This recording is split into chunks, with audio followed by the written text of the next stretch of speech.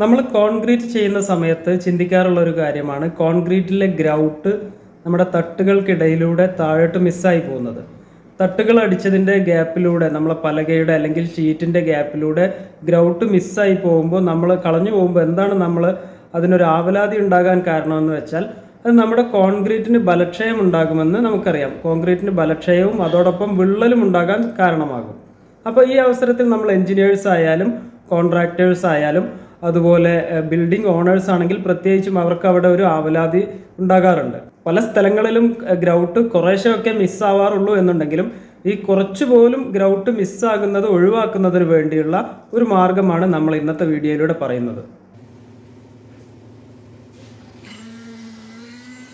നമ്മൾ ഈ സൈറ്റിലെ വർക്ക് നിങ്ങൾക്ക് കണ്ടാൽ കാര്യങ്ങൾ മനസ്സിലാക്കാവുന്നതാണ്. ഇവിടെ നിങ്ങൾ കമ്പി കെട്ടിയതിൻ്റെ അടിഭാഗത്ത് നോക്കിയാൽ നിങ്ങൾക്ക് നീല കളറിൽ കാണാൻ കഴിയും. അത് ഒരു ഷീറ്റ് വിരിച്ചതാണ്.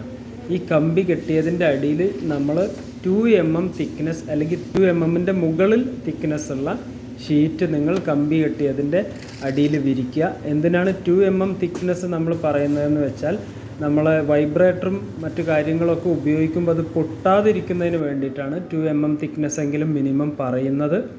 ഇത് സ്റ്റീൽ ബാർസിൻ്റെ വർക്ക് അല്ലെങ്കിൽ കമ്പി കെട്ടുന്നതിൻ്റെ മുമ്പാണ് ഇത് ചെയ്യേണ്ടത്. നമ്മൾ തട്ടടിച്ചതിന് ശേഷം നമ്മൾ ഇരുമ്പിൻ്റെ ഷീറ്റുകളൊക്കെ വിരിച്ചതിൻ്റെ മുകളിലായിട്ട് നമ്മൾ ആദ്യം ഈ നീല കളറിലുള്ള അല്ലെങ്കിൽ പ്ലാസ്റ്റിക്കിൻ്റെ ഷീറ്റ് നമ്മൾ വിരിക്കണം. അതിനുശേഷമാണ് നമ്മുടെ കമ്പിപ്പണികൾ അല്ലെങ്കിൽ ഈ സ്റ്റീൽ ബാർസിൻ്റെ വർക്കിലേക്ക് നമ്മൾ കടക്കേണ്ടത്.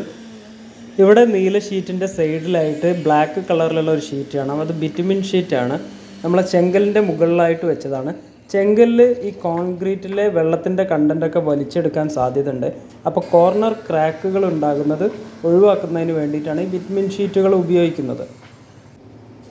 ഇവിടെ നിങ്ങൾ കോൺക്രീറ്റിൽ നമ്മുടെ പെയിൻറ്റിൻ്റെ ബക്കറ്റ്സ് ഇരിക്കുന്നതായിട്ട് കാണാം.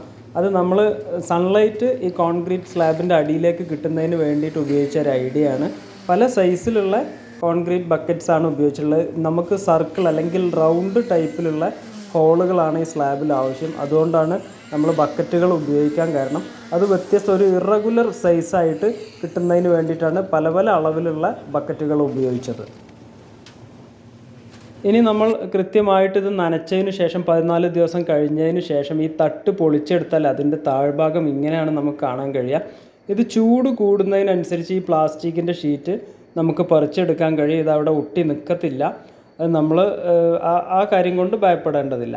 ഇവിടെ നിങ്ങൾക്ക് നോക്കിയാൽ മനസ്സിലാവും കറക്റ്റായിട്ട് ആ ഗ്രൗട്ടൊക്കെ ഒട്ടിപ്പിടിച്ച് നിൽക്കുന്നത്. ഇത് ഹോളാണ്. നമ്മൾ നേരത്തെ ബക്കറ്റ് വെച്ചത് കാണിച്ചു തന്നില്ലേ.